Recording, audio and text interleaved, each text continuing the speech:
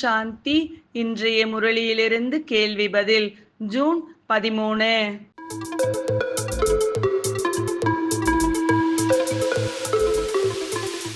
கடைசியில் வரும் ஆத்மாக்கள் சிறிதளவு அடைந்தாலே திருப்தி அடைவதின் காரணம் என்ன?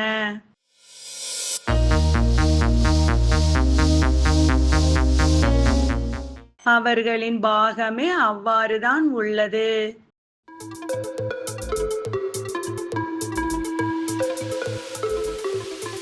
சூரியன் சந்திரனை பகவான் என்று கூறுவது உண்மையா?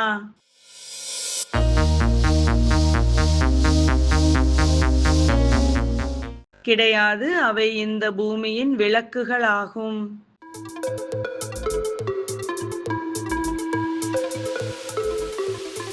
இப்படி நடக்கவில்லை எனில் இவ்வாறு நடந்து இருக்கலாம் என ஏன் கூற முடியாது?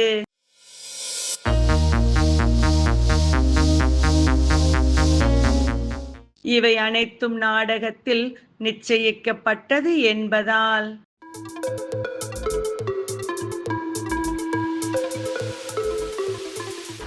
வாழ்க்கையின் வெற்றி தோல்வி விளையாட்டு எதன் ஆதாரத்தில் உள்ளது?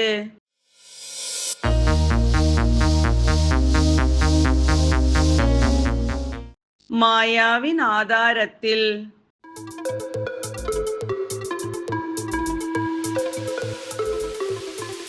பிரம்மா விஷ்ணு சங்கரை தேவதை என்றும் சிவனை பகவான் என்றும் ஏன் கூறுகிறார்கள்?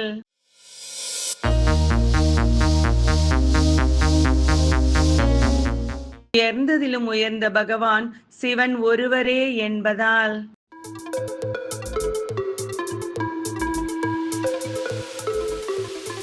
பரமாத்மாவிற்கும் கிருஷ்ணருக்கும் உள்ள வேறுபாடு என்ன?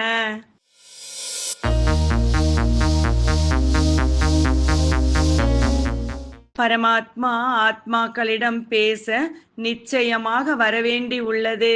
கிருஷ்ணர் சரீரமுடையவர், ஆத்மாக்களுக்கு முன் வர முடியாது.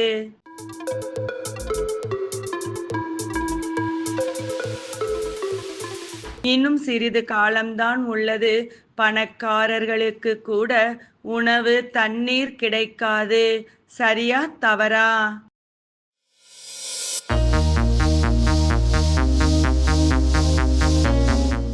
சரி.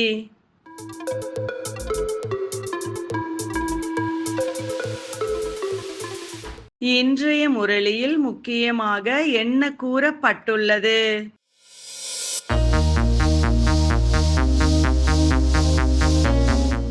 சாஸ்திரத்தின் படிப்பின் மூலம் வருமானம் கிடைக்கிறது, ஆனால் அது பக்தியின் படிப்பு.